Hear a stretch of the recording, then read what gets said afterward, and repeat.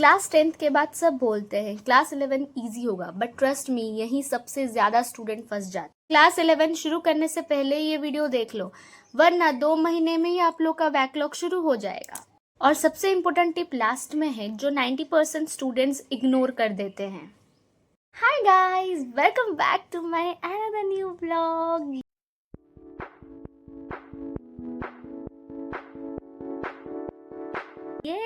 I'm back with my another new vlog. So I hope आप लोग बहुत बहुत बहुत अच्छे होंगे एंड ये व्लॉग बहुत ही ज़्यादा मोस्ट अवेटेड होगा शायद, क्योंकि मैं अपने चैनल में एक पोल डाली थी कि क्या चाहिए नेक्स्ट व्लॉग सभी को।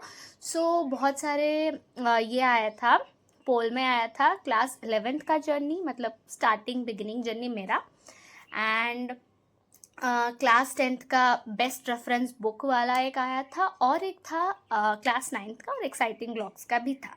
सो एक्साइटिंग व्लॉग्स तो आते ही रहेंगे, उसमें कोई भी बुरी बात नहीं है, लेकिन अभी थोड़ा पढ़ाई का चर्चा कर ले, क्योंकि पढ़ाई भी इम्पोर्टेंट है। सो इसलिए आज मैं क्लास 11 बच्चों के लिए, लाइक जो अभी क्लास 10th के बोर्ड एग्ज़ाम कंप्लीट करके आए हैं मेरी तरह, तो उनके लिए आज ये व्लॉग होने वाला है। आई होप आपको अच्छा लगेगा। अगर अच्छा लगे, like share and subscribe my channel. So let's go. So guys, first of all मैं आप लोग को रियलिटी चेक देना चाहूँगी। मैं कुछ भी फालतू आलतू बातें नहीं बोलूँगी जैसे कि आप लोग सोचोगे यस क्लास 11 ईजी है। ईजी टफ वो कुछ होता ही नहीं, आपको पढ़ना होता है। ईजी होगा या टफ होगा वो दूसरा बात है। तो मैं बोलना चाहूँगी कि class 11th is totally different from class 10th।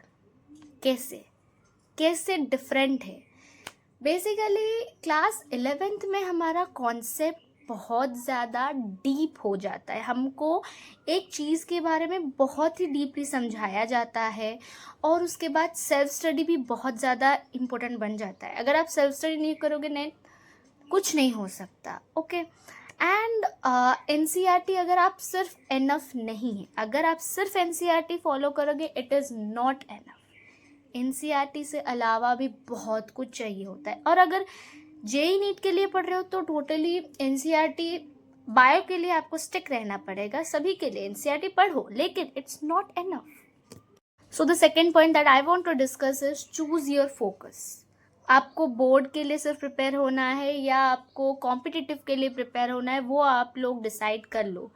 It's like board के लिए मतलब NCERT, और स्कूल लेवल के लिए आपको प्रिपेयर होना है, और कॉम्पिटिटिव आई मीन JEE और नीट के लिए प्रिपेयर होना है। अगर आपके पास क्लैरिटी होगा देन लेस कन्फ्यूजन होगा। So first choose your focus. क्या करना है आपको? नॉर्मल साइंस, कॉमर्स या आर्ट्स में जाना है, या आपको JEE नीट के लिए प्रिपेयर करना है, वो आप लोग डिसाइड करो पहले। So the third thing that is subject wise strategy. आप लोग यूट्यूब में सर्च कर सकते हो कि इस पर्टिकुलर सब्जेक्ट के लिए क्या क्या स्ट्रैटेजी है, या कौन से चैप्टर से शुरू करना चाहिए। For example I am telling, biology का बॉटनी में आपको स्टार्ट करना चाहिए सेल चैप्टर से। You can start from that. And physics का हमारा होता है यूनिट्स एंड मेजरमेंट्स, उससे स्टार्ट करना चाहिए क्योंकि ना वो बेसिक होता है।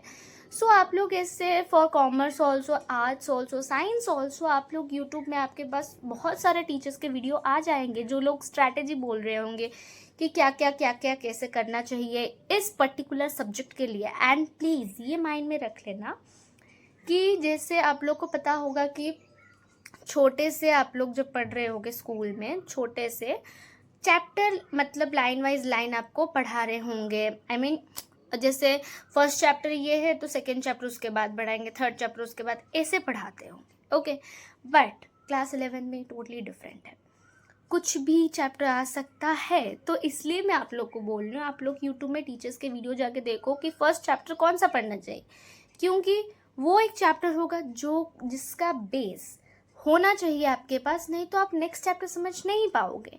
तो इसलिए आप लोग थोड़ा देख लो कि क्या क्या शुरू करना चाहिए। फर्स्ट पहले क्या शुरू करना चाहिए वो देख लो अच्छे से।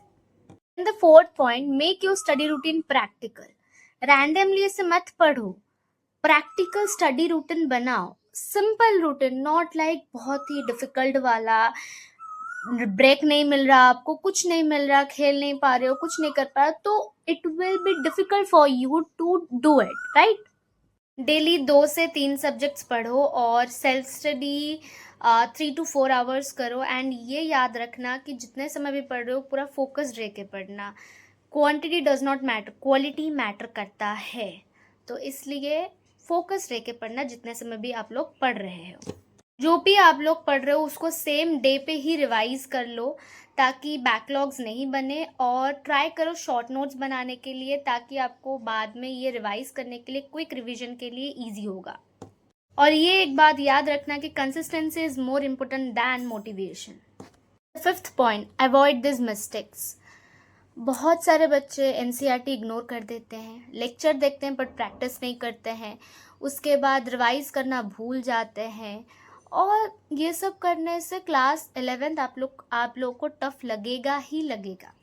बिकॉज 11th का कोर्स बहुत ही ज़्यादा वास्ट है, एंड इसका मतलब नहीं आपको छोड़ देना है, उसको पढ़ना भी है। तो इसलिए ट्राई करो कि बैकलॉग मत बनाओ, और ट्राई करो कि जो भी पढ़ रहे हो उसको वही सेम डे कर दो। लेक्चर्स देखो, रिवाइज भी करो, प्रैक्टिस भी करो, ना कि सिर्फ लेक्चर्स देखना है, ओके?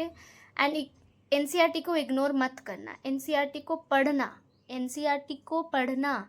रेफरेंस बुक पढ़ो लेकिन एनसीईआरटी को भी पढ़ना मैंडेटरी है। 6th point, how to avoid backlogs. मैं अगर आप लोगों को बोलूँगी कैसे आप लोग बैकलॉग अवॉइड कर सकते हो मेरे अपने एक्सपीरियंस से, so it will be like आप लोग वीकली टारगेट्स बनाओ, डेली टारगेट्स बनाओ। पहले डेली टारगेट्स, उसके बाद वीकली टारगेट्स बनाओ और देखो कि कितना कितना कंप्लीट हुआ। टारगेट्स बनाओगे, एक जगह लिखोगे उसे, तो आपको पता चलेगा कि क्या क्या बाकी है करने को, एंड इससे आपका बैकलॉग्स भी कमेगा। अगर आप एक दिन मतलब ये फॉलो नहीं करोगे, बैकलॉग बनाओगे, तो वो एक दिन बहुत दिन बना देगा और वो एक वीक का बैकलॉग बन जाएगा। तो इसलिए नोट करो और daily target, weekly target set करो। And the 7 point, resources. NCERT must होना चाहिए, और रेफरेंस बुक सभी सब्जेक्ट का एक ही लेना, ज़्यादा मत लेना। बहुत सारा बुक्स होगा तो आप लोग कंफ्यूज हो जाओगे क्या पढ़ना चाहिए क्या नहीं करना चाहिए। और ये बात याद रखना कि क्वेश्चन प्रैक्टिस डेली करना, क्योंकि ना क्वेश्चन प्रैक्टिस ही आपको परफेक्ट बनाएगा। और अगर आपके पास पैसे नहीं है या अफोर्ड नहीं कर सकते हो आप लोग books, reference books, then internet पे आपको मिल जाएगा, बहुत सारे क्वेश्चंस मिल जाएंगे फॉर प्रैक्टिस, तो you can also use it. In the 8th point, class 11th is not about being perfect, it's about being consistent. अगर आप कंसिस्टेंट रहोगे देन आप इजीली क्रैक कर लोगे क्लास 11th को। क्लास 11th बहुत ही ज़्यादा पहाड़ नहीं है, कर सकते हो आप लोग। सो कंसिस्टेंट रहना बहुत इम्पोर्टेंट है। In the last point, if you start class 11th properly then class 12th will 10x easier for you. So अच्छे से स्टार्ट करो, इजीली रिलैक्स लेके पढ़ो, and just trust the process. And ये एक बात याद रखना कि toppers are not just intelligent, they are more consistent. So ये माइंड सेट के साथ आप लोग पढ़ना, एंड अच्छा ही होगा क्लास 11th। सो आई होप आप लोग को ये वीडियो बहुत अच्छा लगेगा एंड हेल्पफुल होगा। अगर ये अच्छा लगे प्लीज़ लाइक कर देना मेरे लिए, और subscribe my channel and share भी कर देना, कमेंट भी कर देना। Lots of love, bye bye.